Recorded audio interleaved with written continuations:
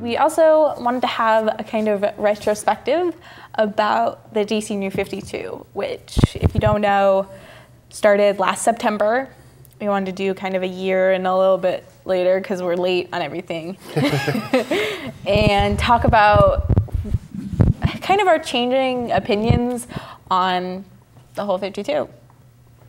So what do you think, Nate? I think that I'm going back to reading Marvel again.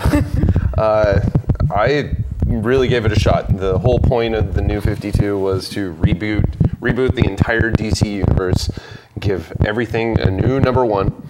The New 52 being the 52 different titles that all came out last September. Yeah.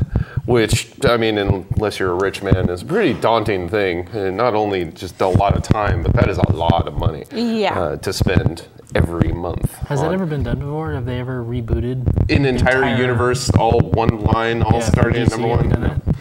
No.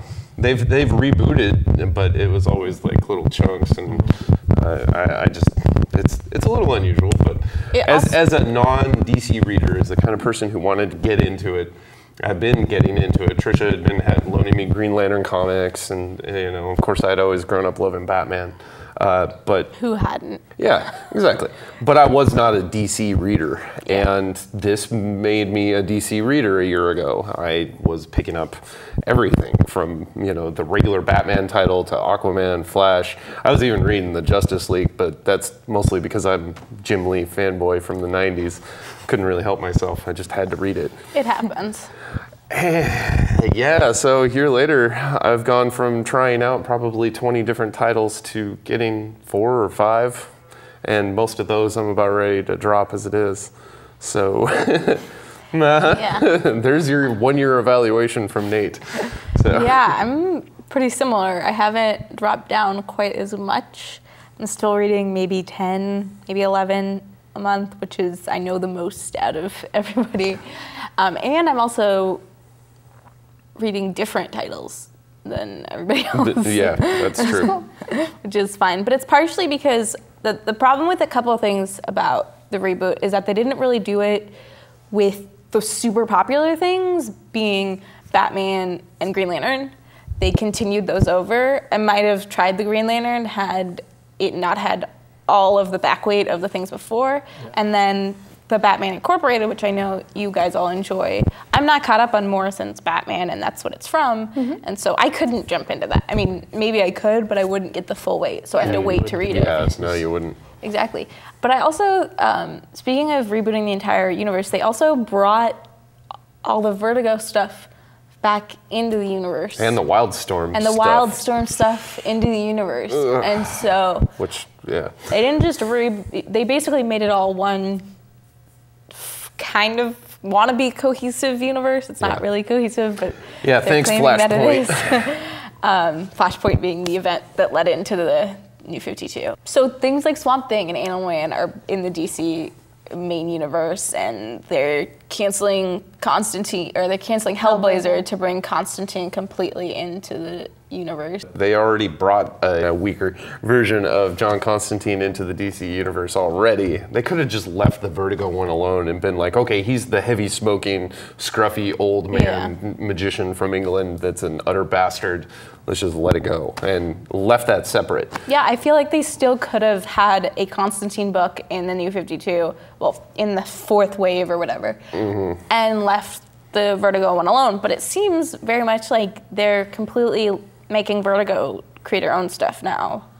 Yeah, well, Animal Man and Swamp Thing, it's funny, they were Vertigo titles at one point, but they were also regular DC titles as well. I mean, Animal Man, when it was first published, Vertigo didn't even exist yet. So, and then Swamp Thing was, both of those are now reprinted, whether it be the Alan Moore Swamp Thing or the Grant Morrison Animal Man, are printed under Vertigo.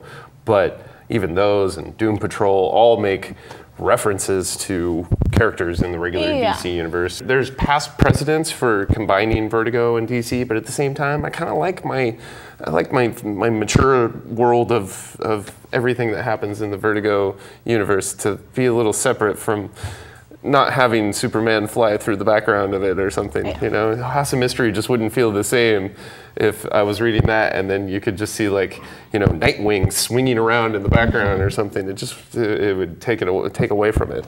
I don't think they would ever do that. Yeah, no, they would never do that. But of course, House of Mystery's done now, so they Exactly. might have had it still been around. That's what I'm saying. It's like there are all these titles that were published under Vertigo, and even if they had links,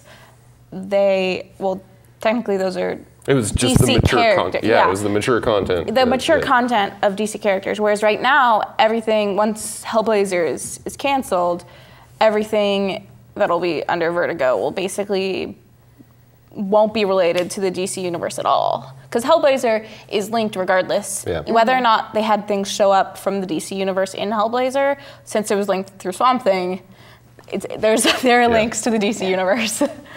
Whereas everything else. Yeah, of course the conversation about Vertigo dying off is going to be for another time. Yeah.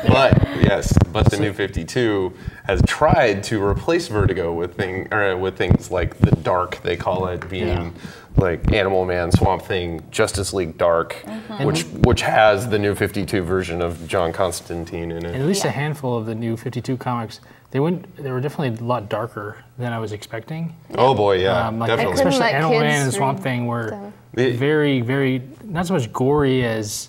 No, some of them were stuff straight of up gory. nightmares. Yeah, Yeah, I mean, kind of even just- Wonder Woman was almost billed as a horror comic, where there's like decapitated horse heads and That's the first issue, yeah. in the first issue. And I've got I work in a comic shop with 10-year-old girls asking me about Wonder Woman, and I can't sell them that comic.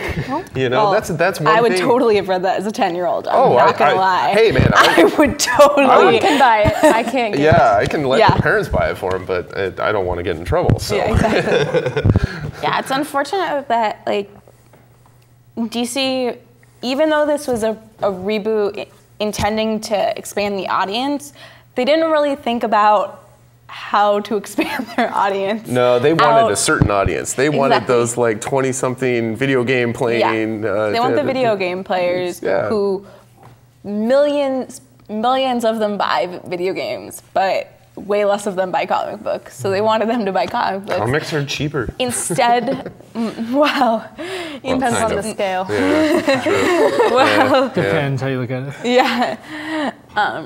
Instead of getting a smaller group of just getting more freaking females or more kids or making things more accessible for more people, having more non-white male characters and writers. And I feel like the editing at DC it's very, I mean, the only way I can think of to put it is very dorky. Like a lot of the stories, like aside from the main stuff that you kind of expect to be better, they're just kind of, I don't know, they just don't have any appeal really, as compared to some of the stuff Marvel is doing now, where it's more accessible and is more compelling in the way it's drawn and written. And yeah, I mean, I feel like there also was, I don't know if they rushed into the New 52 or there just wasn't enough editorial communication. I feel like there really were several levels of lack of communication, and it was really unfortunate. Well, I think a lot of the lesser titles suffered from the fact that they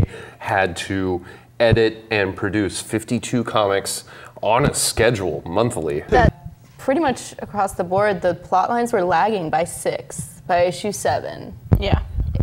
Pretty much all of them got to the point where like, all right, I still want to know what's happening, but it feels like nothing's happening for like 3 issues in a row because they had these great stories for the first 4 issues. And then they sort of were like, okay.